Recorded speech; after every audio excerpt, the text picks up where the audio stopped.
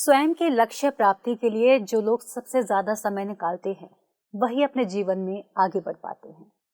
नमस्कार, आप सभी का स्वागत है पीएमसी हिंदी चैनल पर और मैं हूं आपके साथ अंशिका। दर्शकों, स्टार्टिंग में मैंने एक कोटेशन बोला था कि सबसे ज्यादा समय जब हम अपने लिए निकालते हैं तभी हम अपने लक्ष्य को प्राप्त कर पाते हैं। और ये लक्ष्य प्राप्ति की श्रृंखला मोस्टली शुरू होती है जब नया साल आता है, नववर्ष जब आने लगता है, तो हम एक नए साल के साथ खुद को एक नए रेजोल्यूशन या फिर संकल्प के साथ बांध लेते हैं और हम चाहते हैं कि हमारी जो लाइफ है और भी ज़्यादा ऑर्गेनाइज्ड और ज़्यादा अच्छी हो जाए, जिसके लिए हम कई संकल्प लेते हैं, जैसे कि एक्सरसाइज करना, ज़्यादा हम पढ़ेंगे, पैसे बचाएंगे और न जाने कितने सारे रेजोल्यूशंस लेते हैं, लेकिन हम उन पर टिक नहीं पाते। तो उन्हीं सब के लिए हम आपके लिए लेकर आए हैं आज का ये एपिसोड, जिसमें हम जानेंगे कि अपने न्यू ईयर रेजोल्यूशन से स्टिक कैसे रहें और इनका पालन कैसे करें। तो चलिए शुरू करते हैं आज का ये एपिसोड और आखिरी तक बने रहिएगा, क्योंकि इसमें हम आपके लिए ऐसे ऐसे रेजोल्यूशंस लेकर आए हैं जो कि हमारे लिए बहुत ज़्यादा ज़रूरी है, लेकिन हम उनसे स्टिक नहीं कर पाते हैं। तो उनकी सारी ट्रिक्स आपको बताएंगे कि कैसे अपने न्यू ईयर रेजोल्यूशंस के साथ स्टिक रहना है। तो स्वागत करते हैं, हमारे साथ मौजूद हैं डॉक्टर एस रंजन, जो कि इन सभी समस्याओं पर आपको हल देंगे। स्वागत करते हैं उनका। सर, आपका बहुत बहुत स्वागत है पीएमसी हिंदी चैनल पर। नमस्ते जी। सर, सबसे पहले तो अब न्यू ईयर आ गया है, तो मैं आपको कहना चाहूंगी कि आप सबसे पहले हमारे व्यूअर्स को न्यू ईयर का विश करें। यस, सभी दर्शकों को हमारे पीएमसी हिंदी की तरफ से हैप्पी न्यू ईयर। और मेरी तरफ से भी आप सभी को न्यू ईयर की बहुत बहुत शुभकामनाएं। तो सर, आज का एपिसोड हम बढ़ाते हैं आगे, तो उससे पहले मैं आपसे पूछना चाहूंगी कि क्या सर आपके पास भी कुछ ऐसे केसेस आते हैं जो लोग चाहते हैं न्यू ईयर पे रेजोल्यूशन लेते हैं और पूरा नहीं कर पाते हैं? ये तो ऐसे केसेस तो बहुत कॉमन है। जी। लोग शुरुआत तो करते हैं लेकिन उस पर टिक नहीं पाते हैं। ये तो बहुत कॉमन प्रॉब्लम है जी। तो सर, इसीलिए आपसे हम आपके लिए इतने सारे सवाल लेकर आए हैं कि आपसे जान पाएं कि हम क्यों नहीं टिक पाते अपने रेजोल्यूशंस पर और कैसे टिक पाएं। तो सबसे पहले मैं आपसे जानना चाहूंगी, सबसे ज्यादा कॉमन रेजोल्यूशन जो होता है वो होता है हम एक्सरसाइज करेंगे। न्यू ईयर के आते ही लोग जिम में फीस अपना सबमिट कर देते हैं, योगा क्लासेस में फीस दे देते हैं, पूरे साल का दे देते हैं कि आप एटलीस्ट अगर पैसे दे दिए हैं तो हम जाएंगे ही जाएंगे, लेकिन कुछ दिनों के बाद फिर वो नहीं जा पाते हैं, स्टिक उससे नहीं रह पाते हैं। तो अब इसके बारे में समझना चाहूंगी कि यहाँ पर क्या कारण होते हैं, कि किन कारणों से हम वहाँ पर स्टिक नहीं रह पाते। देखिए, इंसान की जो बेसिक समस्या है, अगर हम बेसिक समस्याओं पर ना जाकर अगर हम अपने लाइफ में समस्याओं को जब सही ढंग से नहीं समझ रहे हैं तो हम रिजोल्यूशन भी वैसे बनाते हैं। सबसे आइडियल, सबसे हेल्पफुल रिजोल्यूशन क्या एक्सरसाइज है, पहले हमें ये देखना चाहिए, है ना। एक्सरसाइज करना इम्पॉर्टेंट है, योगा करना इम्पॉर्टेंट है, लेकिन उससे भी पहले हमारी लाइफ में इम्पॉर्टेंट है मेडिटेशन।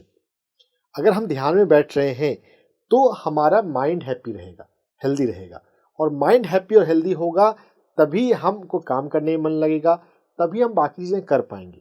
तो एक्सरसाइज के रिजोल्यूशन लेने से ज़्यादा इम्पॉर्टेंट है कि हमारी लाइफ में मेडिटेशन का एक रूटीन हो, उसके लिए हम रिजोल्यूशन लें। तो आप योगा करें, एक्सरसाइज करें, उससे भी ज़्यादा ज़रूरी है कि आप ध्यान में बैठें अपने लाइफ में। तो नियमित रूप से ध्यान करने का, चाहे आप उसके लिए कितने भी देर बैठते हैं, हमारा जो रिकमेंडेशन है वो तो जितनी उम्र है उतने मिनट आपको ध्यान में बैठना चाहिए।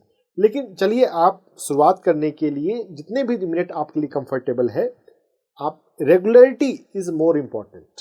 अगर आप रोज़ आधे घंटे भी बैठ रहे हैं तो अगर आपका जितनी उम्र है उतने मिनट बैठने का अगर शेड्यूल नहीं बन पाता है तो कुछ मिनट तो एटलीस्ट बैठे ही, सोने से पहले बैठे या सुबह जगने के बाद बैठे। ये 2 टाइम सबसे बेस्ट टाइम है। इसके अलावा 24 घंटे में हम कभी भी बैठ सकते हैं। एक्सरसाइज मेरे लाइफ में आए, उससे ज़्यादा जरूरी है कि आपकी लाइफ में मेडिटेशन आए, आप वो रिजोल्यूशन बनाएं। तो सर, इसको हम इस तरह से भी समझ सकते हैं कि जब हम मेडिटेट करते हैं तो हम ज़्यादा एकाग्रता से अपना जो भी काम करना चाहते हैं वो हम कर पाते हैं, हम बेहतर डिसीजन ले पाते हैं, क्योंकि हमारा जब दिमाग जो शांत होता है तब हम बेटर डिसीजंस ले पाते हैं। राइट। तो सर, अब जैसे कि अब मेडिटेशन करना स्टार्ट कर दिया, एक्सरसाइज करना भी स्टार्ट कर दिया, तो अब हम क्या करें कि हमारा जो फोकस है वो वहाँ से डगमगाए नहीं। मेडिटेशन के लिए भी तो कुछ लोग मेडिटेशन शुरू करते हैं लेकिन 40 दिन का मेडिटेशन नहीं कर पाते जी। कुछ कामों में व्यस्त हो जाते हैं और कुछ कारणों से वो छूट जाते हैं। तो मेडिटेशन का लेके रिजोल्यूशन अगर लेते हैं तो उसको भी तो मेंटेन करने के लिए तो हमें सिंसियरिटी चाहिए। बिल्कुल। तो यहाँ पर मैं बात करूँगा कि हमारे दोस्त, हमारी कंपनी, जैसे हमारी संगति होती है, जैसे हमारे फ्रेंड्स होते हैं, हम वैसी चीज़ों को ही अपनी लाइफ में ले ला पाते हैं। तो अगर हमें रेगुलर मेडिटेशन लाना है तो मेडिटेशन वाले फ्रेंड्स बनाने ज़रूरी है। अगर हमें एक्सरसाइज करना है तो एक्सरसाइज करने वाले फ्रेंड्स होने चाहिए, एटलीस्ट एक भी हो, तो हम उससे बातचीत कर सकते हैं, उनके साथ कोई रूटीन सेट कर सकते हैं। अगर उनके साथ रूटीन सेट नहीं होता है तो भी हम बाद में फ़ोन में बात कर सकते हैं, आज बताओ आज कैसा हुआ। अगर डेली बात नहीं भी होती है, 2-3 दिन पे भी अगर हमारी बात हो रही है तो हम अपने फ्रेंड से पूछ सकते हैं कि बताओ तुम्हारा कैसा चल रहा है, मन लग रहा है मेडिटेशन में, अच्छा हो रहा है meditation, are you enjoying the meditation. कुछ मेडिटेशन के बारे में कुछ आप बात कर सकते हैं। मेडिटेशन के बारे में तो बात करने जाएंगे तो घंटों बातें की जा सकती है। मेडिटेशन का साइंस क्या है, मेडिटेशन की बारीकियां क्या हैं, मेडिटेशन में अलग अलग स्टेजेस क्या होते हैं, मेडिटेशन के प्रभाव क्या हैं, मेडिटेशन का प्रभाव हमारे माइंड पर, मेडिटेशन का प्रभाव हमारी बॉडी पर, मेडिटेशन का प्रभाव हमारे चक्र पर, बहुत बातें करने के लिए है। तो मेडिटेशन वाले फ्रेंड अगर आपके लाइफ में हैं तो आप मेडिटेशन की बातें करेंगे। अगर आप एक्सरसाइज करना चाहते हैं, योगा करना चाहते हैं, तो जो योगा करता है वैसे ही फ्रेंड से तो आप योगा की बातें कर पाएंगे ना। अब जो योगा करता ही नहीं, उससे आप योगा की बातें कैसे करेंगे। तो आपको अपने लाइफ में जो प्रैक्टिस लानी है वो करने वाला फ्रेंड होना चाहिए। अब यहाँ पे ऐसा नहीं है कि 2 फ्रेंड मिलकर हम डिसाइड करें कि हम कल से मेडिटेशन करेंगे, उसने भी मेडिटेशन छोड़ दिया, आपने भी छोड़ दिया। तो मेरे अपने दोस्त को मेडिटेशन करने के लिए या अपने दोस्त को जिम जाने के लिए नहीं बोलना है, जो जा रहे हैं वैसे नए दोस्त बनाने हैं। हम जिंदगी में नए दोस्त बनाने के लिए भी तैयार रहें। अच्छे दोस्त बनाएंगे तो आप अच्छे बनेंगे ना, और हमारे कई सारे दोस्त हो सकते हैं। तो नए दोस्त बनाने चाहिए, मेडिटेशन वाले दोस्त बनाने चाहिए, योगा वाले दोस्त बनाने चाहिए। दोस्त जैसे हमारे होंगे हम वैसा उनसे बात करेंगे, हमारी वैसी रूटीन होगी और हम वैसे अपने लाइफ में उन चीज़ों को, प्रैक्टिसेस को ला सकते हैं। सर इसके साथ ही जैसे कि अब जो भी योगा करना चाह रहे हैं या एक्सरसाइज करना चाह रहे हैं, जिम जाना चाह रहे हैं, तो वो बेसिकली अपनी लाइफ में एक्टिव होने के लिए करना चाह रहे हैं। अब कोई ऐसा पर्सन है जिनका मन ही नहीं हो रहा योगा क्लास जाने का या जिम जाने का, तो और कोई क्या ऐसा मेथड है जिससे हम एक्टिव हो पाएं? यस, देखिए यहाँ पे ना हमें थोड़ी साइकोलॉजी को समझना है कि कोई काम अगर हम पूरे स्टेज तक नहीं कर पाते तो हम उसके थोड़ा सा भी करते हैं तो भी फायदा होता है। जैसे अगर ऐसा है कि किसी को सुबह मॉर्निंग वॉक पे जाना है, अब मॉर्निंग वॉक जाने के लिए वो सुबह जग ही नहीं पाता, तो वो ऐसा करे कि वो मॉर्निंग वॉक वाले शूज खरीद के ले आए। मॉर्निंग वॉक जाने के लिए अगर वो नहीं निकल पा रहा है तो सुबह उठकर शूज पहन ले और शूज खोल दे। तो इससे क्या है कि उसका माइंड जो है वो ट्रेन होने लग जाएगा कि हाँ मुझे मॉर्निंग वॉक के लिए तैयार होना है। तो जो चीज़ आप जो तैयारी के लिए जो करेंगे वो आप करना शुरू कर दें और वो करें। तो अगर आपने उसको थोड़ा सा भी किया तो धीरे धीरे आपका ना वो बिल्डअप होते जाएगा उसका मोमेंटम, और फिर आप उसको करने लग जाएंगे। तो सर ऐसा कर सकते हैं कि अगर जिम जाने के लिए किसी ने तैयारी की है, कोई जाना चाहता है लेकिन जा नहीं पा रहा, योगा क्लासेस जाना चाहते हैं तो जा नहीं पा रहे, तो ऐसा कर सकते हैं कि जो अपने जो ट्रैक सूट है या जो जिम के कपड़े हैं वो अपने बेड पे रख सकते हैं। सुबह उठकर बस इतना ही अपने आप को मनाएं कि कुछ नहीं, बस मैं ये कपड़े पहनकर मैं बस कॉफी पीऊंगा, बस। तो फिर माइंड ऑटोमेटिकली ये ट्रेन भी हो जाता है कि अब कॉफी पी ली है तो जिम भी चलते ही हैं, कपड़े पहन लिए हैं तो जिम भी चलते ही हैं। तो इसको इस तरह से हम अपने माइंड को मैनिपुलेट कर सकते हैं, क्योंकि हमारा माइंड हमें मैनिपुलेट करता है कि छोड़ो नहीं जाते हैं। तो इसको फिर हम इस तरह से मैनिपुलेट भी कर सकते हैं। तो thank you so much sir इतनी अच्छी लर्निंग हमारे साथ शेयर करने के लिए कि हम अपने आप को कैसे, अपने माइंड को मैनिपुलेट करके कैसे अपने जो गोल है उसको अचीव कर सकते हैं। सर इसके साथ ही अब एक अगला टॉपिक है जो कई लोगों का होता है, वो है वेट लॉस। तो वेट लॉस के बारे में समझना चाहूंगी आपसे कि वेट लॉस हम कैसे करें, और जिम जाना है, एक्सरसाइज करना है, या बहुत सारी चीजें दिमाग में चल रही होती हैं जब वेट लॉस की बात आती है। तो मैं पहले आप ही से समझना चाहूंगी कि हम वेट लॉस को कैसे करें। देखिए, हम हर एक चीज को ना फिजिकल और मेंटल इन 2 लेवल पे समझने की आदत डालें। जो वेट लॉस है इसका एक फिजिकल कंपोनेंट है और एक है मेंटल कंपोनेंट। फिजिकल कंपोनेंट है कि हम जिम जाते हैं, हम अपने डाइट चार्ट तैयार करवाते हैं, डाइटिशियन से मिलते हैं। और मेंटल कंपोनेंट है कि हम माइंड की तैयारी कैसे करते हैं। तो लुई हे का मैं बहुत बड़ा फैन हूँ। लुई हे अपनी किताब में लिखती हैं कि मैं वेट कम करने के लिए कभी भी डाइटिंग करने की या जिम जाने की सलाह देती ही नहीं हूँ। लुई हे कहती हैं कि अगर किसी को अपना वेट कम करना है तो सबसे पहली बात है कि वो अपने माइंड पर काम करना शुरू करे।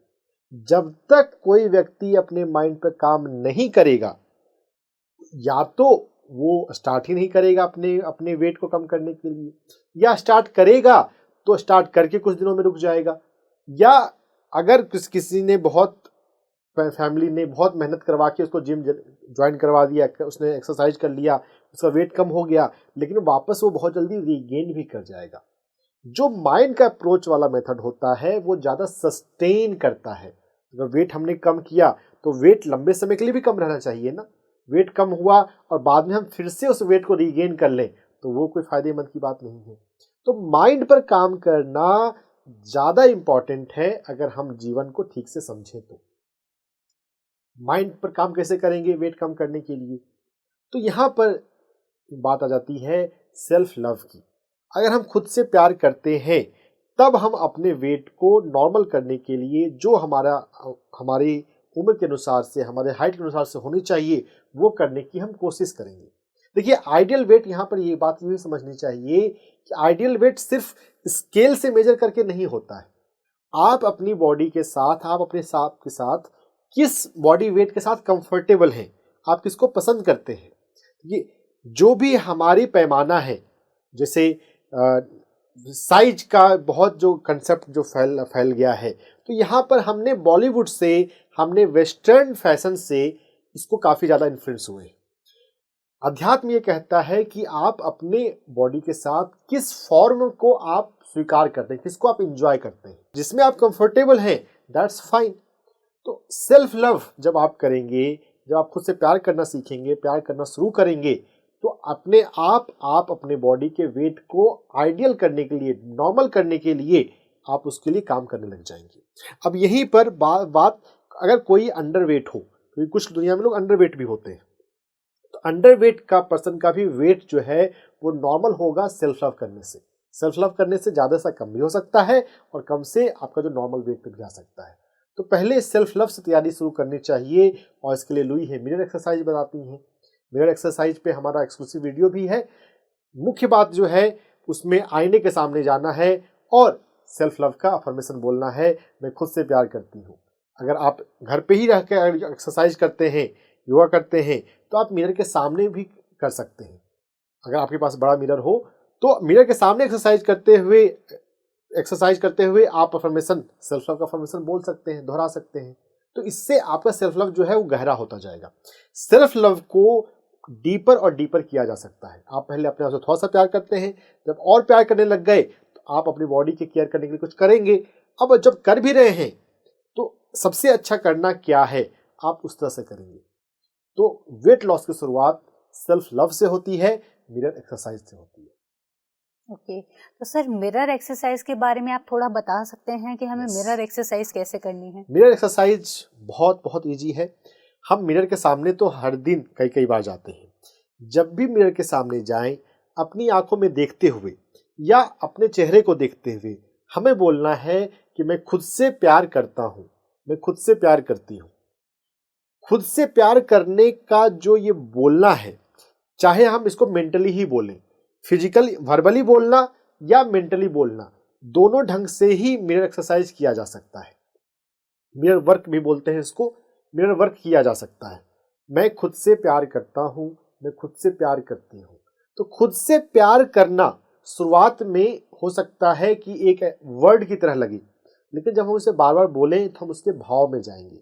भाव में जाने का मतलब है कि आप जब सेल्फ लव करते हैं, जब भी हम प्यार करते हैं तो हम केयर करते हैं। हम अपना केयर प्रॉपर नहीं कर रहे। जब प्रॉब्लम बढ़ती है, जैसे वेट, अगर जब जरूरत से ज़्यादा होने लग गया, कोई टोकने लग गया कि अरे वेट तुम्हारा ज़्यादा हो रहा है, तब हम उसको केयर करने के लिए सोचते हैं। अगर हम सेल्फ लव करते हैं तो हम खुद से अलर्ट रहते हैं कि अभी मेरा वेट कितना होना चाहिए और उसको वेट को नॉर्मल रखने के लिए हम वैसा प्रयास करते हैं। दूसरों के बोलने का इंतजार नहीं करेगा जिस व्यक्ति के जीवन में सेल्फ लव है। तो जब भी आईने के सामने जाना है, बोलना है मैं खुद से प्यार करती हूँ, मैं खुद से प्यार करता हूँ, तो सेल्फ लव पहला वर्ड आएगा। फिर सेल्फ लव से ही जुड़ा हुआ वर्ड होता है सेल्फ केयर। मैं अपना केयर करता हूँ, मैं अपना केयर करती हूँ। जब हम खुद से प्यार करेंगे तो अपना केयर हम बाय डिफॉल्ट करेंगे। केयर करना पड़ता है। अगर हम सेल्फ लव नहीं करते हैं, जब हमारे शरीर में कोई रोग शुरू हो जाता है, कोई बीमारी शुरू हो जाती है, तब हमें केयर करना पड़ता है। अगर सेल्फ लव हो तो हम केयर प्रोएक्टिव बेसिस पे करेंगे, खुद से पहले से ही केयर करते रहेंगे। तो मैं खुद से प्यार करती हूँ, मैं खुद का केयर करती हूँ। जब भी आईने के सामने जाएं, आंखों में देखते हुए या चेहरे को देखते हुए कर दें, आंखों को देखते हुए बोलना ज़्यादा फायदेमंद है। सर, क्या और कोई भी अफर्मेशंस हम इस्तेमाल कर सकते हैं? आई एम श्योर कि बहुत सारे अफर्मेशंस होंगे जो हम अपने आप को बोल सकते हैं और अपने आप को मोटिवेट कर सकते हैं, लेकिन ये जो अभी आपने अफर्मेशन बताया, इसके अलावा और कुछ भी अफर्मेशंस आपसे जानना चाहूँगी। यस, बहुत सारे अफर्मेशंस हो सकते हैं। जैसे हमने जो रिजोल्यूशन हम बना रहे हैं जी, कि मुझे मेडिटेशन में बैठना है, तो मैं रोज मेडिटेशन में बैठता हूँ, ये अफर्मेशन हम बोल सकते हैं।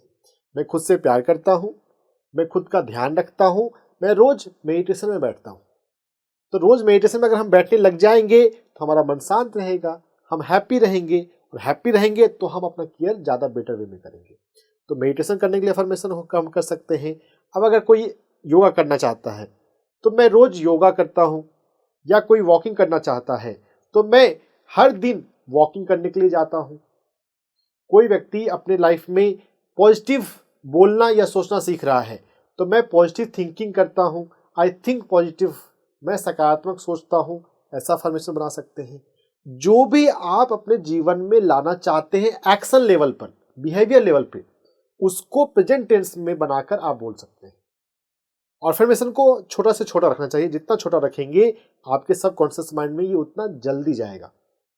मैं पॉजिटिव सोचता हूँ, मैं हर रोज वॉकिंग करता हूँ, मैं हर दिन ध्यान में बैठता हूँ, मुझे ध्यान में बैठना पसंद है, मैं ध्यान में बैठता हूँ, मैं रोज ध्यान में बैठता हूँ, मैं सोने से पहले ध्यान में बैठता हूँ, ऐसा हम अफर्मेशन बना सकते हैं। मैं अपने आप से प्यार करती हूँ, मैं अपना ध्यान रखती हूँ, हम ऐसा अफर्मेशन बना सकते हैं। Thank you so much sir, इतना सारा ज्ञान हमारे साथ शेयर करने के लिए। इसी के साथ मैं अपने व्यूअर्स को बोलना चाहूँगी, यदि आपका रेजोल्यूशन है वेट आपको कम करना है, तो जैसे कि सर ने बताया आप इस तरह से कर सकते हैं, और इसके साथ ही साथ आपको सेल्फ लव ज़रूर अपनाना है। कई बार ऐसा होता है कि आपका वेट ज़्यादा है, लेकिन उससे आपको प्रॉब्लम कम होकर के बाहर वाले लोगों को ज़्यादा प्रॉब्लम होती है, और इससे आप अपना कॉन्फिडेंस लो कर लेते हैं। तो हमें सिर्फ किसी और के लिए नहीं, हमें अपने लिए काम करना है। अगर हमें वेट कम करना है तो अपने लिए करना है, कि जिससे हम खुद स्वस्थ रह सकें। तो हमें बाहर वालों के लिए ना सोचकर हमें अपने लिए सोचना है, और हमें सेल्फ लव बढ़ाना है। अफर्मेशंस कीजिएगा, सेल्फ लव ज़रूर बढ़ेगा। इसी के साथ सर बढ़ते हैं अगले टॉपिक की ओर। अगला टॉपिक जो है हमारा वो है एक जो लोग रेजोल्यूशंस लेते हैं वो है कि एक नया स्किल या फिर एक नई हॉबी सीखना। तो यहाँ पर भी शुरुआत कई बार होती है, लेकिन थोड़े टाइम के बाद रुक जाते हैं। फॉर एग्जांपल कोई आईटी का पर्सन है, उन्होंने सोचा कि इस बार मैं एक और लैंग्वेज सीखूंगा, कंप्यूटर लैंग्वेज एक और सीखूंगा, पाइथन सीखूंगा, या फिर C++ या कोई और भी लैंग्वेज वो सीखेंगे। तो वहाँ पर भी क्या होता है, अगर वो स्टार्ट कर लेते हैं और फिर अगर बाद में उनको रुकना पड़ जाता है तो वो बहुत ज़्यादा उनको फिर डिस्टर्बिंग भी होता है। तो उसके बारे में समझना चाहूँगी कि एक नई हैबिट को या एक नए स्किल को डेवलप करने के लिए हमें स्टार्टिंग कैसे करनी है? स्किल्स, हम अपने लाइफ में जो भी नए स्किल्स कल्टीवेट करना चाहते हैं उसमें सबसे इम्पॉर्टेंट स्किल्स मुझे लगता है कि बुक रीडिंग का स्किल्स होना चाहिए। कि हमारी लाइफ में पढ़ने की आदत एक हो। अगर पढ़ने की आदत रहेगी तो हम जीवन में लगातार सीखते रहेंगे, आगे बढ़ते रहेंगे। तो जो भी स्किल हम अपने जीवन में सीखना चाहते हैं, तो जो हम रिजोल्यूशन बनाते हैं वो रिजोल्यूशन कितने दिन का बनाना है वो भी बात इंपॉर्टेंट है। ध्यान के मामले हम बोलते हैं कि 40 दिन का आप ध्यान करें, लेकिन हमें देखना चाहिए कि विल पावर हमारा कभी हमने कोई रिजोल्यूशन लिया है तो हम कितने दिनों तक टिक पाते हैं। अगर पिछली बार आपने कोई लिया कि हाँ मैं इतने दिन तक इसका प्रैक्टिस करूंगा, और वो आपने 1 महीने का किया और 1 महीने आप टिक नहीं पाए, कितने दिन का आप रेगुलर रहे वो आप देखें। तो छोटे डेज का, कुछ दिनों का आप बनाया करें। 21 डेज का कर सकते हैं। ओशो 21 डेज की साधना के लिए ज़्यादा पसंद करते थे। 21 दिन के बजाय हम 11 दिन का भी कर सकते हैं कि मैं 11 दिन तक अपनी इस स्किल की प्रैक्टिस करूंगा। 7 डेज का भी कर सकते हैं। अगर 7 डेज का आपने बना लिया तो उसके बाद फिर आप नेक्स्ट 7 डेज का, 7वें दिन आप नेक्स्ट 7 डेज का फिर से बना लीजिए। तो अगर हमने उसको छोटे पार्ट्स में डिवाइड करके अगर हम प्रैक्टिस करते हैं तो वो प्रैक्टिस करना ईजी हो जाता है ना। बड़े एम हम पहले ना बनाएं, पहले हम छोटा एम ही बनाएं, कुछ दिनों का ही बनाएं, और जब वो टिक जाएगा तो हम उसके साथ ज़्यादा चल सकते हैं। तो हमें जो अपने एम्स रखने हैं वो हमें छोटे लेवल पर रखने हैं, Yes. सो दैट कि हम उसको आगे कर पाए। क्योंकि हम जब एक बड़ा एम रखते हैं तो हमारा माइंड वहीं पर डिस्टर्ब हो जाता है कि इतना कैसे ही हो पाएगा। तो हमें छोटे छोटे लेवल पर करके देन फिर हमें उसको एक नेक्स्ट लेवल पर और उसको एक बड़ा एम अपना सेट करना चाहिए, देन उसको करना चाहिए। ओके। और यहाँ पर हम जो हमने पहले बात की थी, जैसे हमारे फ्रेंड्स होते हैं, तो वैसे यहाँ पर ना हम अपने किसी फ्रेंड्स को अपना अकाउंटेबिलिटी पार्टनर ही बना सकते हैं। उनके साथ हमने बात डिस्कस कर लिया कि मुझे बुक पढ़ने का स्किल अभी डेवलप करना है अगले 1 महीने के लिए, या कोई भी स्किल, मुझे ये काम अगले 1 महीने करना है। तो अगर कोई फ्रेंड अगर हमारा अकाउंटेबिलिटी पार्टनर है, उससे हमारी जब कहीं बात होती है तो ये मुद्दा फिर से उठकर आएगा। अगर ब्रेक आया भी हो तो फ्रेंड से बातचीत करने में वो चीज़ सामने आ जाएगी और फिर से हम उसको शुरू कर लेंगे। तो अकाउंटेबिलिटी पार्टनर अपने किसी दोस्त के सामने हम ये जो अपना रिजोल्यूशन बना रहे हैं, अपनी प्रॉमिस अपने साथ कर रहे हैं, तो वो प्रॉमिस निभाने की संभावना बढ़ जाती है। तो हम ऐसा भी कर सकते हैं। तो यहाँ पर संगत वाला जो फॉर्मूला है वो एक बार फिर से सामने आए कि हमें इस तरह का अपने फ्रेंड के साथ में रेजोल्यूशन बनाना चाहिए। उनको पता होना चाहिए कि हमने ये न्यू ईयर का रेजोल्यूशन लिया है। तो जब भी नेक्स्ट टाइम उनसे बात करेंगे तो वो ज़रूर पूछेंगे कि हाँ वो अभी भी चल रहा है या छोड़ दिया। तो फिर हमें वहाँ पर रियलाइज़ हो जाएगा, अरे यार मैंने 2 दिन से बुक नहीं पढ़ी है, या मैंने 2 दिन से अपना ये कोई काम नहीं किया है जो मुझे करना था, एक्सरसाइज करना था, वो 2 दिन से नहीं किया तो मुझे करना पड़ेगा। तो हमें इस तरह से अपने माइंड को मैनिपुलेट ही करना है, ये समझ सकते हैं। तो सर इसके साथ ही अब मैं समझना चाहूँगी एक और जो रेजोल्यूशन लोग लेते हैं काफ़ी बार वो होता है कि सेव मनी।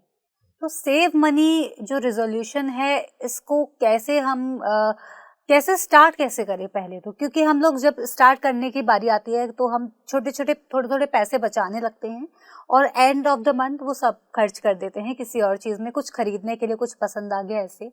तो और भी क्या फैक्टर्स होते हैं? देखिए, एक सेव मनी की जब बात आती है तो यहाँ पे तो एक बात है कि हम अपने एक्सपेंडिचर कम करें, और सभी एक्सपेंडिचर कम करने में सबसे जो एक बड़ा एक्सपेंडिचर हम अपने इस प्लेटफॉर्म के माध्यम से कम करवा रहे हैं वो है expenditure towards money and hospital visit. अगर हम अपने स्वास्थ्य के लिए दवाओं का प्रयोग नहीं करते हैं या कम करते हैं, प्राकृतिक तरीकों से अपने आप को मैनेज कर रहे हैं, तो हॉस्पिटल में जाने वाला जो मेडिकल बिल है वो हमारा खर्चा बचा, दवाइयों पे जो खर्चा हो सकता था वो बचा। तो जो कि दवाइयाँ देखिए आप रोज़ रोज़ खा रहे हैं तो उसमें तो खर्चा काफ़ी होगा ही। अगर हमने वो सेविंग कर ली तो ये अपने आप में एक बहुत बड़ी सेविंग है। तो हमें अपने हेल्थ को स्पिरिचुअल तरीके से और एनर्जी के तरीके से हैंडल करने का स्किल सीखना चाहिए। हम कैसे, अगर सर्दी खांसी हो रही है तो प्राकृतिक चिकित्सा क्या है जिसके तरीके से हम सर्दी को या खांसी को ठीक कर सकते हैं। सर्दी हुई तो सेट्रिजिन टैबलेट पर जाने की बजाय हम उसको नेचुरल तरीके से हील करने पर ज़्यादा फोकस करें। तो इस तरीके से हम अपने पैसे को बचा सकते हैं। तो एक है कि एक्सपेंडिचर हम कम करें। दूसरा, मनी को सेव करने में जो दूसरी बात आती है वो आती है पैसे को हम कैसे इन्वेस्ट करें। तो सेविंग से ज़्यादा अच्छा शब्द वहाँ पे है इन्वेस्टमेंट का। हम कहाँ पर, हम म्यूचुअल फंड में इन्वेस्ट करें कि हम स्टॉक मार्केट में इन्वेस्ट करें, वो अपनी अपनी चॉइस हो सकती है। जैसा एक्सपोजर, जैसे फाइनेंशियली एजुकेटेड लोग आपको मिले हो वैसा हम इन्वेस्ट करते हैं। इन्वेस्ट तो करना ही चाहिए। तो इन्वेस्ट करने के लिए रेगुलर लेवल पे इन्वेस्टमेंट हम कर सकें, इसके लिए सिप का व्यवस्था कर सकते हैं, सिस्टमेटिक इन्वेस्टमेंट प्लान। हर महीने जो आपको सैलरी आती है, अगर आप सैलरीड पर्सन हैं, जिस डेट को सैलरी आती है उससे 2 दिन 4 दिन के बाद आप अपना ऑटो डेबिट का सिस्टम सेट कर सकते हैं कि हाँ इतनी तारीख को सेविंग होने के लिए इतना अमाउंट तो मेरा चला जाएगा म्यूचुअल फंड की ओर या कोई स्टॉक मार्केट में। तो इस तरह से आप एक रेगुलर इन्वेस्टमेंट के लिए प्रयास कर सकते हैं। इस सेक्टर में एजुकेशनल एजुकेशन भी हमें लेनी चाहिए, हम बहुत सारे वीडियोस देख सकते हैं या हम ऐसे लोगों से मिल सकते हैं या ऐसा कोई कोर्स कर सकते हैं। तो सेविंग इज इम्पॉर्टेंट, पैसे को सेव करें और पैसों को इन्वेस्ट करें। तो हमें यहाँ पर ये भी समझना है कि हमें सिर्फ पैसों को बचा कर रखना नहीं है, हमें उनको एक बेटर जगह इन्वेस्ट करना है, जिससे कि वक्त आने पर वो थोड़े से मल्टीप्लाई भी हो जाएं और हमें वक्त आने पर काम भी आए। बिल्कुल। तो सर, इसके साथ ही और भी काफ़ी सारी चीज़ें हैं जो लोग रेजोल्यूशन लेते हैं पूरा नहीं कर पाते हैं। इसके साथ ही है कि स्मोकिंग या फिर ड्रिंकिंग की जो हैबिट है उसको क्विट करना, और जो कि काफ़ी अच्छी है अगर क्विट कर पाते हैं, लेकिन कई बार लोग ना थोड़े टाइम के लिए कर पाते हैं, देन फिर वो दोबारा से स्टार्ट हो जाता है। तो इसके बारे में समझना चाहूँगी। देखिए, स्मोकिंग या ड्रिंकिंग ये एक सेल्फ डिस्ट्रक्टिव हैबिट है। हम अपना नुकसान पहुंचा रहे हैं। अगर हम स्मोक कर रहे हैं तो हमारा फेफड़ा खराब हो रहा है, अगर हम ड्रिंक कर रहे हैं तो हमारा लीवर खराब हो रहा है। तो यहाँ पर जो निगेटिव हैबिट्स है उसको कंट्रोल करने के लिए हमें पॉजिटिव हैबिट्स को डेवलप करना ज़्यादा जरूरी है। तो जो भी लोग स्मोक करते हैं या ड्रिंक करते हैं उन्हें यह बात समझने की ज़रूरत है कि अपने लाइफ में वो पॉजिटिव हैबिट्स को लेकर आएँ। कौन से पॉजिटिव हैबिट्स ला सकते हैं? आप मेडिटेशन की पॉजिटिव हैबिट्स को ला सकते हैं कि मैं मेडिटेशन करना शुरू करूं। अगर आपका 24 आवर्स का टाइम अगर पॉजिटिव चीज़ों से भर जाता है तो नेगेटिव के लिए जगह ही नहीं बचेगा, आपका नेगेटिव में मन नहीं जाएगा। देखिए, स्मोकिंग या ड्रिंकिंग जनरली आदमी कब करता है? जब आदमी को रिलैक्स करना होता है, अपने प्रॉब्लम से बाहर आना होता है। तो अगर आपके लाइफ में पॉजिटिव हैबिट्स है, जैसे मेडिटेशन एक पॉजिटिव हैबिट्स है, वॉकिंग एक्सरसाइज एक पॉजिटिव हैबिट्स है, डांस क्लास आप लगा सकते हैं, डांस एक पॉजिटिव हैबिट्स है, एक तरह का एक्सरसाइज है वो। तो अगर आपके लाइफ में पॉजिटिव हैबिट्स हैं तो आप अपने आप के साथ खुश ज़्यादा रहेंगे, आप अपनी लाइफ को ज़्यादा एंजॉय करेंगे, और जब लाइफ को ज़्यादा एंजॉय हम जब करते हैं तो निगेटिव चीज़ों में हम नहीं जाते हैं। तो हम स्मोकिंग करना छोड़ें, उससे ज़्यादा जरूरी है कि हम मेडिटेशन को लेकर आएँ अपनी लाइफ में, हम वॉकिंग को लेकर आएँ, हम योगा को लेकर आएँ। सर, जैसे कि आपने बताया कि हमें अपने जो टाइम है, हमें टाइम उस चीज़ के लिए रखना ही नहीं है। रिलैक्सेशन के लिए हम मेडिटेशन कर सकते हैं, और इसके साथ ही हम और भी एक्सरसाइज या और भी योगा में इन्वॉल्व हो सकते हैं, जिससे कि हमारा माइंड और बॉडी दोनों रिलैक्स रहें। सर, इसके साथ ये भी समझना चाहूँगी कि जब लोग स्मोकिंग और ड्रिंकिंग को क्विट करते हैं तो कुछ टाइम के लिए वो कर पाते हैं क्विट, और फिर उसके बाद उनका दोबारा से शुरू हो जाता है। इसके साथ ही जब वो एक्सरसाइज में भी इन्वॉल्व हो जाते हैं, फिर भी कहीं ना कहीं जिम से आने के वक्त या जिम जाने के वक्त लोगों को लगने लगता है कि स्मोकिंग एक बार तो कर लेते, 4 दिन हो गए, अब तो 5 दिन हो गए। तो इस हैबिट को कैसे तोड़ा जाए, क्योंकि ये बहुत ज़्यादा लोगों के सामने आती है समस्या। देखिए, तो स्मोकिंग करने से मेरे फेफड़े को नुकसान हो रहा है, अगर यह बात समझ में आती है तो हम अपना नुकसान कर रहे हैं। हम और नुकसान कब करते हैं? जब हम खुद से प्यार नहीं करते हैं। तो यहाँ पर फिर से सेल्फ लव की प्रैक्टिस की बात आ जाती है कि जिम जाने के साथ साथ उससे ज़्यादा इम्पोर्टेंट जो है वो खुद से प्यार करना है, यानी कि मेंटल कंपोनेंट। हर चीज़ का फिजिकल कंपोनेंट है और मेंटल कंपोनेंट है। हम मेंटल कंपोनेंट पर फोकस किए बिना अगर सिर्फ फिजिकल वे में अपनी लाइफ को चेंज करना चाह रहे हैं कि हम सोचते हैं कि हम जिम जाएं, हम एक्सरसाइज करें और हमने स्मोकिंग को बंद कर दें, जब तक हम अपने माइंड पर काम नहीं कर रहे हैं तब तक वो बदलाव नहीं आ सकता है। फिजिकल करना है, ठीक है, ओके, लेकिन फिजिकल से ज़्यादा फोकस आप अपने माइंड पे रखें कि क्या आप अपने आप में हैप्पी हैं। अगर आप अपने आप से हैप्पी नहीं हैं तो आप कभी ना कभी फिर से स्मोकिंग स्टार्ट कर ही लेंगे। आप अपने विल पावर के कारण 2 दिन 4 दिन बंद कर लेंगे, लेकिन अगर आप अपने साथ हैप्पी नहीं हैं, आप अपने 24 आवर्स के रूटीन में पॉजिटिव हैबिट्स को नहीं भर रहे हैं, तो जो वैक्यूम क्रिएट होगा उसमें आप फिर से स्मोकिंग में चले जाएंगे। तो करना क्या है? करना है कि अपने लाइफ में मेडिटेशन को लेकर आएं, पॉजिटिव हैबिट्स, सेल्फ लव को लेकर आएं, वॉकिंग को लेकर आएं, कोई स्पोर्ट्स एक्टिविटी, कोई गेम खेलने के लिए आप अपने आप को इंगेज करें। आप डांस क्लास लगा सकते हैं, समर का टाइम में आप स्विमिंग कर सकते हैं, या कोई भी खेल, जो भी खेल खेला जा सकता है जिसमें आपको फिजिकली थोड़ा इन्वॉल्व होना पड़ता है। टेनिस है, बैडमिंटन है, वॉलीबॉल है। हाँ, थोड़ा सा उसके लिए आपको थोड़ा सा वैसा परिवेश भी चाहिए, लेकिन अगर आप ढूंढेंगे तो बहुत जगह पे तो मिल जाते हैं। तो हम अपने लाइफ में पॉजिटिव चीज़ों को भर कर फिर निगेटिव चीज़ों को जा सकते हैं। सिर्फ निगेटिव चीज़ों को छोड़ना, सिर्फ स्मोकिंग कि हैबिट को छोड़ना पॉसिबल नहीं है बिना पॉजिटिव को अपने लाइफ में लाए। तो सर इससे मिलता जुलता एक और रेजोल्यूशन है, गेट ऑर्गेनाइज्ड। यस। तो इसके बारे में समझना चाहूंगी, जैसे कि आपने जिक्र किया कि अभी अगर हमें स्मोकिंग या ड्रिंकिंग को क्विट करना है तो हमें अपने दिनचर्या को इस तरह से बनाना है कि हमें स्मोकिंग या ड्रिंकिंग के लिए वक्त ना मिले, वो वक्त हम किसी और अच्छे काम में यूज करें। तो उसी पर मैं समझना चाहूंगी, जो गेट ऑर्गेनाइज्ड है तो कैसे ऑर्गेनाइज्ड हो, किस तरह से ऑर्गेनाइज करें हम अपनी दिनचर्या को? देखिए, दिनचर्या में ऑर्गेनाइज करने के लिए तो सबसे ज़्यादा इम्पोर्टेंट है कि हमारे शेड्यूल का, हमारे सोने और जगने का ऑर्गेनाइज होना। सबसे ऑर्गेनाइज पहले वो है। आपका कमरा व्यवस्थित है कि नहीं है वो बात बाद में आती है। आपका सोना और जगना क्या व्यवस्थित है, पहले वो देखना इम्पोर्टेंट है। तो हम सुबह जगने का अलार्म लगा के सोचते हैं कि हाँ सुबह तो कल से मैं सुबह 5 बजे जगूंगा, लेकिन अगर आप रात में देर से सो रहे हैं तो समय पे तो जग ही नहीं पाएंगे। बिल्कुल। तो सुबह जगने के लिए, टाइम पर जगने के लिए टाइम पर सोना इंपॉर्टेंट है, ये बात आपको समझनी है। और टाइम पे सोने के लिए आपको अपना रूटीन वैसा सेट करना पड़ेगा। अगर आपने किसी को टाइम दे रखा है कि हाँ मैं तो रात में 10 बजे आपसे बात करूंगा, तो फिर आप अगर लेट नाइट बात कर रहे हैं तो फिर सोना लेट हो ही जाएगा। अगर आपने जिन कामों को पोस्टपोन किया जा सकता है उनको आप पोस्टपोन कर लें, है ना। जहाँ पे पोस्टपोन करना पॉसिबल नहीं है वहाँ तो अलग मामला है, लेकिन बहुत सारी चीज़ों को पोस्टपोन किया जा सकता है। आप वही काम जो आप रात में जग कर करते उसको सुबह में कर लें, ना। ब्रह्म मुहूर्त में जागना, या ब्रह्म मुहूर्त में जागना अगर आप बिल्कुल आइडियल वे में ना ले सके सुबह 4 बजे का, तो जिस समय सूर्योदय होता है उस समय जागना तो बहुत इंपॉर्टेंट है। अगर हम सूर्योदय के जगने के देर बाद जग रहे हैं फिर तो हम कितना भी मेहनत कर लें, कोशिश कर लें, वो लाइफ सेटल नहीं हो सकती। अर्ली मॉर्निंग जब सूर्योदय हो जाता है एटलीस्ट उस टाइम तक तो हम जग ही जाए। और जब सुबह हम जगने का हमारा रूटीन बनने लग जाता है तो जगने के बाद, सुबह जगने के बाद पहला घंटा लाइफ में सबसे महत्वपूर्ण है, फर्स्ट आवर। उस फर्स्ट आवर में आप क्या करते हैं उस पर निर्भर करेगा आपके बाकी डे को। तो जो हम खुद को ऑर्गेनाइज करना चाहते हैं तो आप ऐसा सोचिए कि आपको सोना और जगना ऑर्गेनाइज करना है और सुबह का पहला घंटा ऑर्गेनाइज करना है।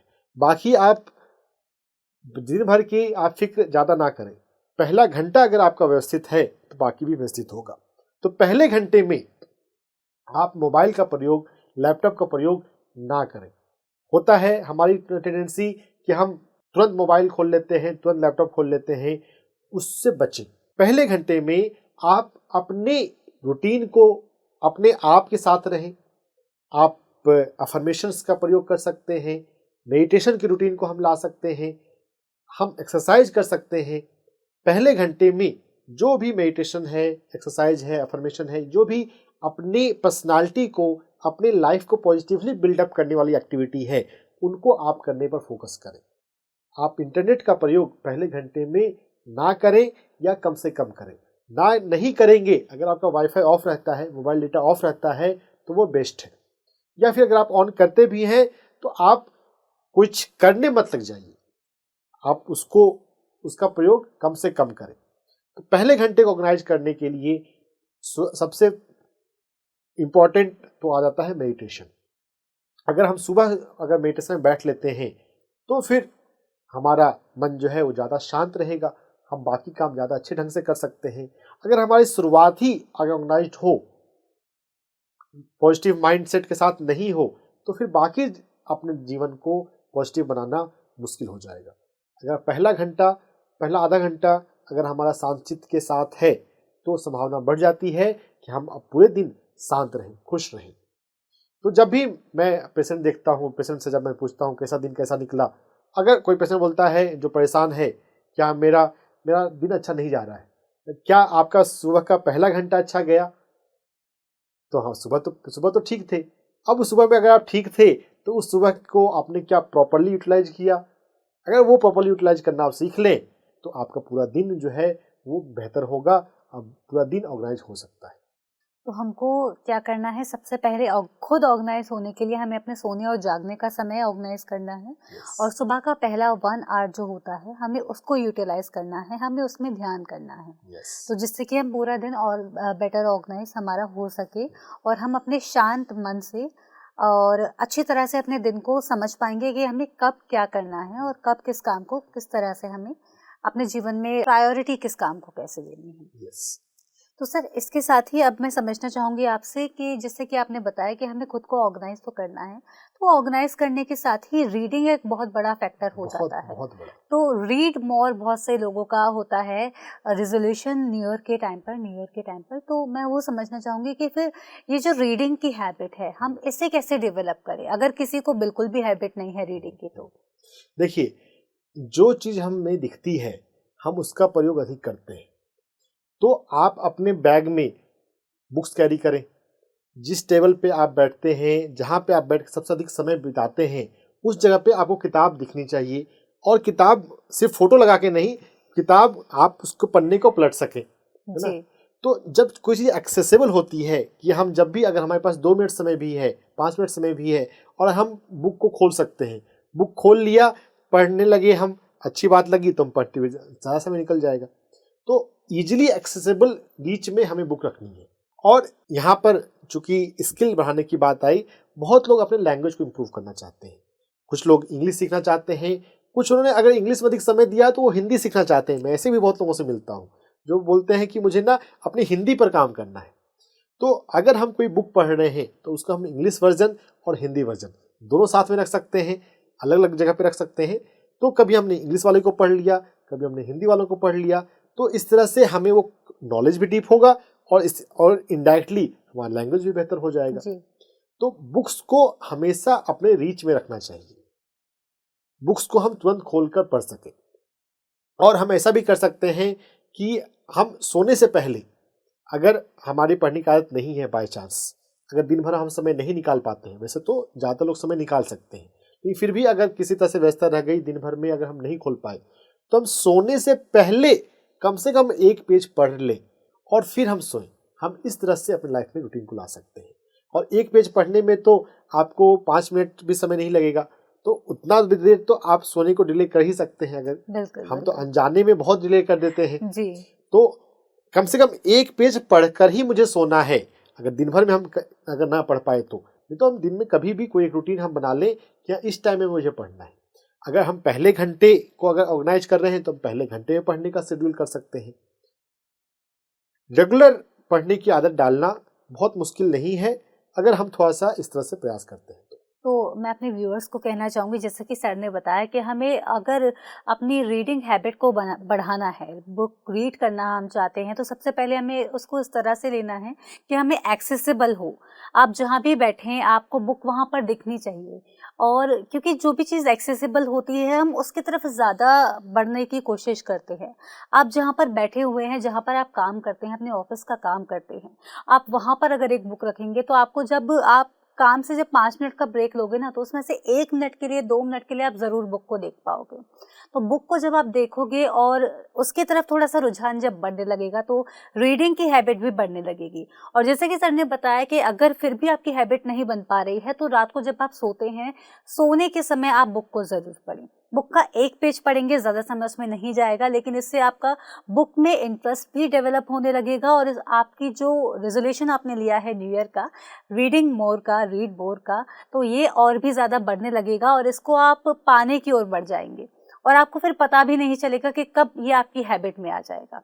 तो सर इसके साथ ही मैं आपसे जानना चाहूँगी, बुक के बारे में हम बात कर रहे हैं, तो आप कौन सी बुक्स को रिकमेंड करते हैं हमारे व्यूअर्स को, या फिर जो बिगिनर्स हैं जो अब रीडिंग स्टार्ट करने वाले हैं, उनके लिए कौन सी बुक आप रिकमेंड करेंगे? देखिए, हमें अपने लाइफ को प्रॉपर सिस्टमेटिक ब्यूटीफुल बनाने के लिए सेल्फ लव बहुत इंपॉर्टेंट है। तो सेल्फ लव पे जो किताब है लुई है कि you can heal your life, मैं इस बुक को सबसे ज़्यादा रिकमेंड करता हूँ कि हमें you can heal your life को पढ़ना चाहिए। अगर हमने पढ़ा हुआ भी है तो भी ये बुक ऐसी है कि हम इसको बार बार पढ़ सकते हैं, क्योंकि हम अपने लाइफ में इसकी टीचिंग्स को पूरा हमने उतारा है कि नहीं उतारा है वो देखना इंपॉर्टेंट है। तो you can heal your life, वैसे उस पर उसके ऑडियोज़ भी बहुत सारे उपलब्ध हैं, लेकिन ऑडियोज़ को सुनने के अलावा भी हमें पढ़ना चाहिए ही, क्योंकि तो हमें पढ़ने की आदत कल्टीवेट करनी है। तो you can heal your life हम पढ़ सकते हैं। उसके अलावा हमारी लाइफ में चूंकि मेडिटेशन हमें उतारना है तो मेडिटेशन पे बुक्स हमें पढ़नी चाहिए। तो मेडिटेशन में बुक्स पढ़ने के लिए डॉक्टर न्यूटन कोंडावेटी की बुक ध्यान, कला और विज्ञान, इंग्लिश में art and science of meditation, यह बुक हम पढ़ सकते हैं। ध्यान पर ही ओशो की सारी बुक्स अच्छी हैं। ओशो की कोई भी बुक उठा लें तो हम उसको पढ़ सकते हैं। तो ओशो के ध्यान पे हम कोई बुक ले सकते हैं या कोई भी बुक, क्योंकि ध्यान के अलावा भी जिंदगी को जीने का क्या तरीका होता है, हमें अपने रिलेशनशिप को कैसे लेना चाहिए, हम अपने अपने आप को कैसे एंजॉय करें, लाइफ को एंजॉय कैसे करना चाहिए, इन सभी टॉपिक पे ओशो ने बहुत अच्छा बोला है। तो हम ओशो की बुक्स को पढ़ सकते हैं। हम माइंड टू मैटर, हेल्थ को अगर हमें अच्छा करना है तो हेल्थ के जो सटल डायमेंशंस हैं जो हम मेडिटेशन से अपने लाइफ में अचीव कर सकते हैं, जैसे एनर्जी हमें बढ़ानी है अपनी बॉडी में, तो मेडिटेशन से हम अपनी एनर्जी को कैसे बढ़ा सकते हैं। मेडिटेशन के अलग अलग फेज होते हैं, बीट, अल्फा, थीटा, डेल्टा। किस फेज में हम सबसे ज़्यादा अपने आप को हील करते हैं, वो गामा फेज है जिसमें हम सबसे ज़्यादा हीलिंग पाते हैं। लेकिन गामा तब आता है जब हमारी लाइफ में डेल्टा हो, तो सांसों पर ध्यान लगाते हैं तो हम डेल्टा अवस्था में जाते हैं। तो ये delta phase, gamma phase, theta phase, इन सभी को समझने के लिए माइंड टू मैटर बुक ये पढ़नी बहुत ज़रूरी है। फिर हमने जो सेविंग की बात करी, अगर हम सेविंग अपनी लाइफ में हैबिट कल्टीवेट करना चाहते हैं तो साइकोलॉजी ऑफ मनी बुक बहुत इंपॉर्टेंट है। मनी के रिलेटेड हम साइकोलॉजी को समझेंगे तब हम उसके फिजिकल कंपोनेंट पर, बिहेवियर पर काम कर पाएंगे। तो इन सभी बुक्स को हम पढ़ सकते हैं। Thank you so much sir, इतने सारे सजेशंस आपने दे दिए, रिकमेंडेशन आपने दे दिए कि हम कौन से सब्जेक्ट को लेकर हमें कौन से बुक पढ़नी चाहिए। सर इससे रिलेटेड मेरा एक सवाल है आपसे कि क्या हमें बुक को गिफ्ट करना चाहिए कि इससे क्या कितना असर पड़ता है? बहुत इम्पॉर्टेंट है। देखिए, बुक गिफ्ट करने से क्या होता है कि हम एक उस सर्कल में आ जाते हैं, एक तो हुआ बुक पढ़ने वाले और एक बुक को देने वाले। जब बुक कोई व्यक्ति बुक को पसंद करता है, जैसे मैं बहुत पसंद करता हूँ, मैं बुक को चेरिश करता हूँ, तो जो लोग मुझे बुक्स का गिफ्ट करते हैं मेरे लिए लाइफ में, वो उन लोगों के लिए अलग इमेज बन जाती है ना। हम अपने मेंटल कंपार्टमेंट में भी अलग अलग लोगों को अलग अलग कैटेगरी में रखते हैं। तो अब जो बुक देने वाले लोग हैं उनके साथ वैसी मेरी बॉन्डिंग बनेगी, क्योंकि मैं जो पता है अगर ये बुक गिफ्ट कर रहा है तो वो बुक को पढ़ा भी होगा, तो उनसे मैं उस तरह से भी बातें कर सकता हूँ। तो बुक गिफ्ट करने से हमारी लाइफ में बुक का कर्मा भी बढ़ता है। एक कर्म सिद्धांत आता है कि हम जो देते हैं वो हमें मिलता है। अगर हमारे कारण किसी को बुक का ज्ञान मिल रहा है, हमने बुक का गिफ्ट किसी को दिया है तो बुक कभी ना कभी बुक को पढ़ेगा। तो अगर हमारे कारण किसी को बुक का ज्ञान मिल रहा है तो कर्मा वाइज मैं अब बुक का ज्ञान पाने के लिए ज़्यादा ऑथराइज हो जाता हूँ, तो मेरे जीवन में अब बुक का ज्ञान ज़्यादा आएगा। तो कोई भी बुक अगर हम पढ़ना चाहते हैं, जैसे you can heal your life आप पढ़ना चाहते हैं, आपने सोचा कि मैं इसे पढ़ूंगी, आपने खरीद लिया, लेकिन अगर आप नहीं पढ़ पा रहे हैं, ऐसा सिचुएशन बन रहा है, आप अपने जीवन में ऐसा करें कि 3 किताब आप मंगाएं और लोगों को गिफ्ट करें। आप पाएंगे कि जब आप गिफ्ट करते हैं उस बुक का कर्मा आपकी लाइफ में ऐड होता है, तब आप उस बुक को पढ़ पाएंगे। ऐसा मैंने you can heal your life के साथ बताया है, ऐसे किसी भी किताब के साथ कर सकते हैं।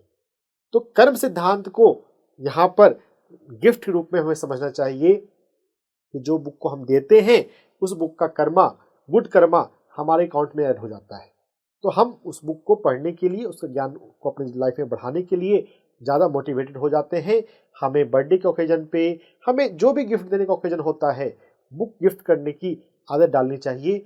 बुक को पढ़ना और बुक को गिफ्ट देना, ये दोनों ही बहुत अच्छी आदत है। और सर इसके साथ ही ये भी समझना चाहूँगी, जैसे कि अब बच्चों में हम चाहते हैं कि पढ़ने की हैबिट डेवलप हो, तो फिर बच्चों के लिए हमें कौन से बुक्स का सजेस्ट करना चाहिए? क्योंकि बच्चे हैं, छोटे हैं, तो उनको कलर्स ज़्यादा पसंद आते हैं, तो मैगजीन्स ऐसा कुछ।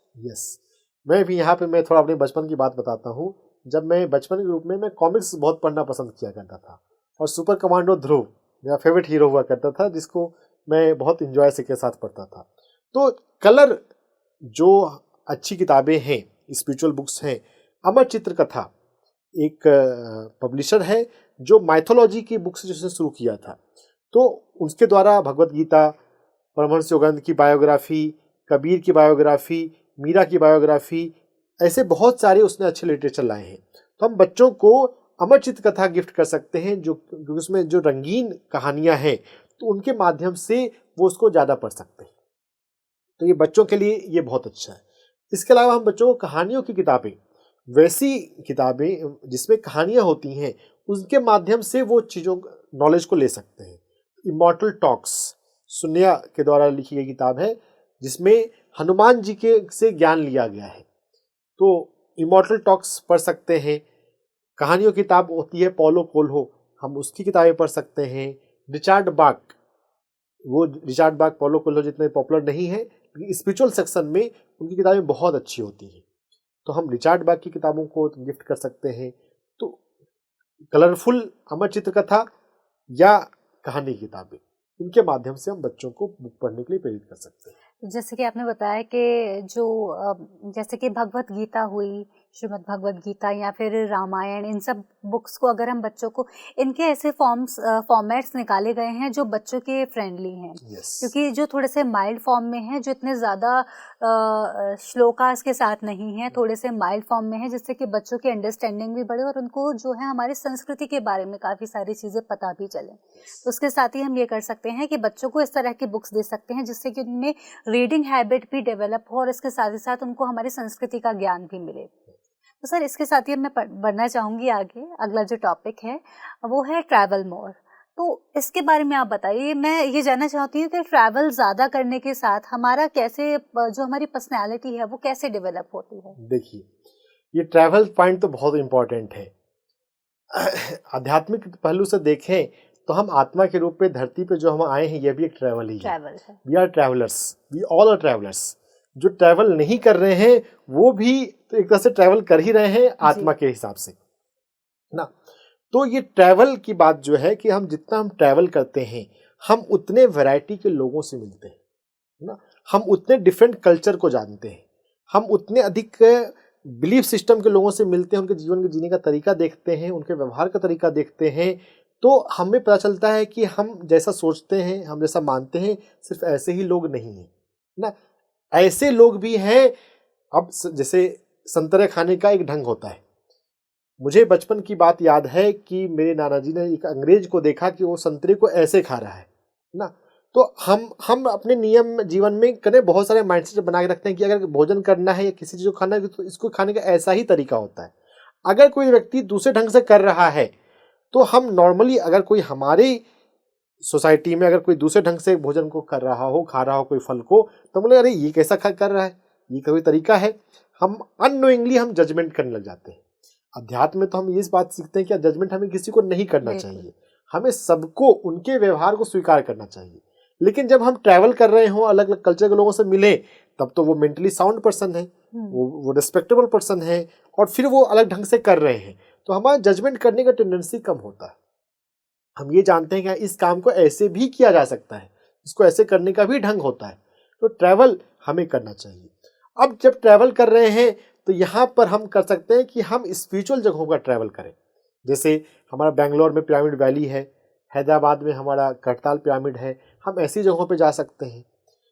या कहीं हम जब जा रहे हैं, कहीं ट्रैवल कर रहे हैं, तो हम पता कर सकते हैं यहाँ पे आश्रम कहाँ पर है, यहाँ पर किसी संत की समाधि है क्या। तो जैसे मैं किसी शहर अगर जाता हूँ तो मैं पता करता हूँ यहाँ पे कोई स्पिरिचुअल प्लेस है। अगर स्पिरिचुअल प्लेस का ऑप्शन नहीं मिलता है तो मैं नेचुरल प्लेस को विजिट करना ज़्यादा पसंद करता हूँ।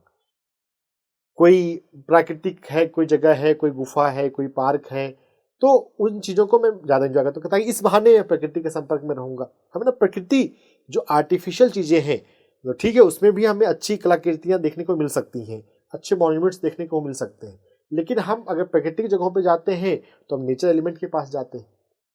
तो ट्रैवल बहुत हेल्पफुल है, इससे हमारा माइंड ब्रॉडेन होता है, इससे हम फ्लेक्सिबल बनते हैं, इससे हम हम्बल बनते हैं। हम अलग अलग परिस्थितियों में अब ट्रैवल कर रहे हो, अब मान लीजिए समझिए ट्रेन में ट्रैवल कर रहे हैं और कभी कहीं पर ट्रेन लेट हो गई, तो हमारे भीतर धैर्य का विकास होता है। अगर हम सिर्फ अपने कंफर्ट जोन में जी रहे हैं तो हमारे भीतर ना पेशेंस उतना नहीं होता। तो ट्रैवल अपने आप में बहुत फायदेमंद है, हमें ट्रैवल करना चाहिए, प्रेफरेबली स्पिरिचुअल जगहों पर। अगर स्पिरिचुअल जगह का ट्रैवल नहीं कर पाते हैं, जहाँ भी ट्रैवल कर रहे हैं वहाँ ढूंढिए कि स्पिरिचुअल जगह कौन सी है, आश्रम कहाँ है, क्या कोई लाइब्रेरी है, क्या कहीं पे कोई म्यूजियम है, या कोई नेचुरल सीनरी प्लेस है। Archaeological survey of India ASI के मॉन्यूमेंटल साइट्स होते हैं, हम उनको विजिट कर सकते हैं। उससे हम अपने भारत देश के इतिहास को और कल्चर को जान सकते हैं। अगर हम अपने इतिहास को और कल्चर को नहीं जानते हैं तो हमारा जीवन ना बहुत सैलो हो जाता है, अगर हम अपने कल्चर को, अपने हेरिटेज को जानेंगे ना, तो हमें अपने भारत देश पर गर्व होगा कि हमारे यहाँ इतना कुछ है। हमारा भारत देश कई देशों के बराबर है एरिया वाइज। यहाँ पे इतनी सारी वैरायटीज़ हैं। बहुत कम लोग हैं जो पूरे भारत देश को भी पूरी तरह से घूमे हुए होंगे। बल्कि मैं तो कितनी बार ऐसा होता है कि जब मैं किसी दूसरे शहर जाता हूँ, तो मुझे, जब मैं उस शहर की आध्यात्मिक जगह पे या नेचुरल जगह पे जब गया, उस शहर के लोग बोलते हैं, अरे इस शहर का होके भी मैं इस जगह पे कभी नहीं आया। क्योंकि हम अपने भागदौड़ की ज़िंदगी में इतने व्यस्त हैं कि हमें पता ही नहीं होता कि हाँ, मेरे आसपास की जगहों में कैसी जगह है। अब जैसे मैं अभी दिल्ली में हूँ, दिल्ली में लोटस टेम्पल एक टूरिस्ट साइट भी है और एक मेडिटेशन की साइट भी है। कभी अगर आप दिल्ली आते हैं, लोटस टेम्पल जाएं और उसके सेंटर में जाकर आप ध्यान में बैठें, इतना अच्छा ध्यान होता है कि मैं बता नहीं सकता। लेकिन यह बात बहुत लोगों को नहीं पता है ना, हम उसे सिर्फ टूरिस्ट साइट की तरह देखते हैं। तो हमें थोड़ा ढूंढना चाहिए कि अलग अलग शहरों में आध्यात्मिक जगह कौन सी है और उन जगहों पे जाना चाहिए, ट्रैवल करना चाहिए। ट्रैवल करने से हमारा माइंड ब्रॉड होता है। तो thank you so much sir, आपने इतना सारा ज्ञान हमारे साथ शेयर किया। उसके साथ ही ये भी बताया कि ट्रैवल करने से हमारा मेंटल लेवल का भी विकास होता है। इसके साथ ही साथ हमें बहुत सारी चीज़ें सीखने को मिलती हैं। तो सर, इसी के साथ आज के इस एपिसोड में तो अब वक्त हो चला है आपसे विदा लेने का, और इसके साथ ही आपको धन्यवाद देना चाहूँगी आपके कीमती समय के लिए। और इसके साथ ही आपने बताया कि इतने सारे जो न्यू ईयर रेजोल्यूशंस हैं उनको हम कैसे अपना सकते हैं, कैसे उनसे स्टिक रहा जा सकता है। इसके लिए आपका बहुत बहुत धन्यवाद। धन्यवाद। तो दर्शकों, आज के इस एपिसोड में बस इतना ही। जाते जाते एक बार फिर आपको बता दूं, आज हमने जाना कि न्यू ईयर के रेजोल्यूशंस से हम कैसे स्टिक रह सकते हैं और कैसे उनको ज़्यादा से ज़्यादा समय तक के लिए फॉलो कर सकते हैं। तो इसी के साथ लेती हूँ आपसे आगे। आपसे फिर होगी मुलाकात डॉक्टर से पूछो कि अगले एपिसोड में। तब तक के लिए मुझे दीजिए आज्ञा और आप देखते रहिए PMC हिंदी चैनल। नमस्कार।